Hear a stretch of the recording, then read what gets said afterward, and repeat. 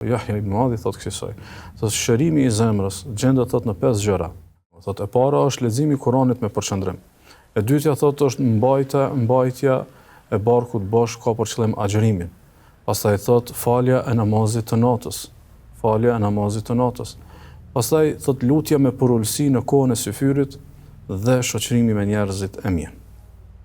Nëse i kemi konsiderat këto pikërisht në këto ditë të muajit të Ramazanit, Yahya ibn Muadhi sikurse na thotë që koha më unike, koha më e veçantë, koha më ideale për të realizuar këtë terapi është pikërisht muaji i Ramazanit, sepse kemi lexim të Kuranit me përqendrim. E lexojmë Kuranin gjatë ditës, e lexojmë Kuranin gjatë natës, e dëgjojmë Kuranin në namazin e taravive, në namazin e natës, e lexojmë Kuranin gjatë emisioneve dhe përmbajtjeve mediatike të muslimanëve të cilët transmetojnë përmbajtje namaz të madhe me Kuranin kështu. Do të thonë kemi kontakt të mirëfill gjatë muajit të Ramazanit nëpërmjet do thotë Kuranit. E dyta është pikërisht do thotë agjërimi, sepse agjërimi e thyen nefsin, e thyen egon, edhe ndodh një moment reflektimi shkaku i do thotë i uris, shkaku i lodhjes, shkaku i gjunjëzimit të egos e kështu me radhë. E treta është falja e namazit të natës, që i kemi taravit, e kemi namazin e natës.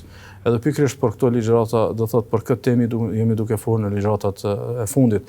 Pastaj thotë është lutja me porulsi në kohën e syfyrit. Edhe koha e syfyrit është do thotë pikërisht koha që do thotë e kemi fatin edhe begatin që në këtë muaj ta kemi mos e leti sa kurdo jashtë Ramazanit, saktësisht.